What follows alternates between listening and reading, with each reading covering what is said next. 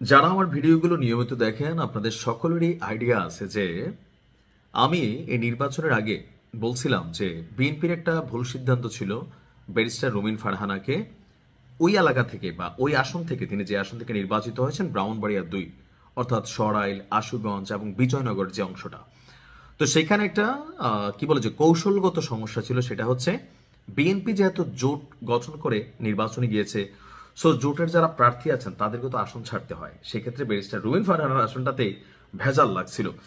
তবে সবাইকে অবাক করে দিয়ে রুমিন ফারহানা সেখানে বিজয়ী হয়েছেন। আমি আগেই বলছি যে Rumin Farhana she is a brand.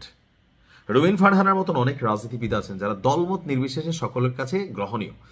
তো এখন আমার কাছে যেটা ভালো লাগছে, বাংলাদেশের রাজনীতিতে আছে কি দল থেকে বহিষ্কার করা হয়, আবার যখন সেই প্রার্থী বিজয়ী হয় তখন তাকে আবার দলে ফেরানো হয়। খুবই রেয়ার, হয়তো হাজারে 2-1 জন যারা আবার দলে ফেরার সুযোগ পায় না পাশ করার পরে।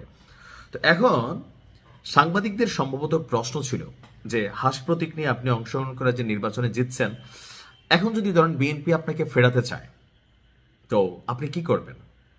আমার রুমিন ফারহানার এই কথাটা ভালো লাগছে। Educated, bold, dashing, smart and IQ level সেই লেভেলে আছে। অ্যান্ড ফাইনালি তিনি একজন জননেত্রী রাইট নাও। তো তিনি বলছেন নির্বাচনের সময় যারা হাস প্রতীকের জন্য কাজ করেছে, অর্থাৎ থাকে না যে যারা বিএনপির মূল অনেক কমিটিগুলোতে ছিল, বাট তারা মনে করছে যে এখানে উড়ে এসে জুড়ে বসা অথবা শরিকের কোনো জোট প্রার্থী বসবে, তাদের কাছে এটা ভালো লাগে নাই।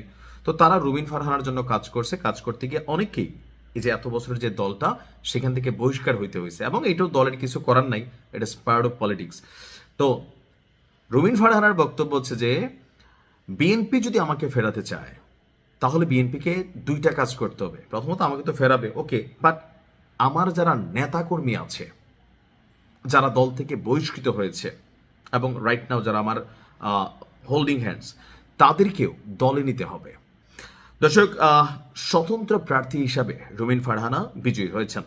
আর আজকে দুপুরে এই বিজয়ের পর ব্রাহ্মণবাড়িয়ায় নিজ বাসভবনে আয়োজিত এক সংবাদ সম্মেলনে তিনি এই বক্তব্য দিয়েছেন। এ সময় তিনি তার প্রতীক যেটা হাঁস, এটা নিয়ে উপস্থিত না। তিনি অনেক মজার কথা বলছিলেন যে হাঁস দিয়ে ধান খেয়ে ফেলবে, না জানি খেজুর গাছ খেয়ে ফেলবে, সম্ভবত হুজুরের মার্কা ছিল খেজুর গাছ। তো ভোটের সংখ্যাটা দেখেন কি পরিমাণ ভোট তিনি পাইছেন, এটা হচ্ছে ব্র্যান্ড। হাঁস প্রতীক নিয়ে তিনি পেয়েছেন 1,18,547টি ভোট। অপরদিকে তার নিকটতম প্রতিদ্বন্দ্বী বিএনপি জোট সমর্থিত প্রার্থী যিনি আছেন জুনায়েদ আল হাবিব, তিনি খেজুর গাছ প্রতীক নিয়ে পেয়েছেন 80,434টি ভোট। অর্থাৎ ভোটের ব্যবধানটা দেখছেন, প্রায় 40,000-এর কাছাকাছি তিনি ভোট বেশি পেয়েছেন। তো এখানে তিনি প্রতীকের সঙ্গে ব্যক্তিগত সম্পর্কের কথাও তিনি তুলে ধরেছেন যে ছোটবেলা থেকে হাঁস মুরগি কবুতর পালনের অভ্যাস ছিল, পারিবারিক কারণে শহরে জীবনে চলে গেলেও ব্রাহ্মণবাড়িয়ায় ফিরে আবার সেই শখে ফিরেছেন। অবসর সময়টা তিনি কাটান হাঁস মুরগির সাথে, আর এই আবেগ থেকেই হাঁস প্রতীক বেছে নেওয়া। তো অনুভূতি জানাতে গিয়ে তিনি বলছেন বিএনপি থেকে বেরিয়ে এসে স্বতন্ত্র প্রার্থী হিসেবে নির্বাচন করা সহজ ছিল না, এটা কিন্তু সত্য। তার ভাষ্য, নিজের চেয়েও বেশি কঠিন সময় পার করেছেন নেতাকর্মীরা।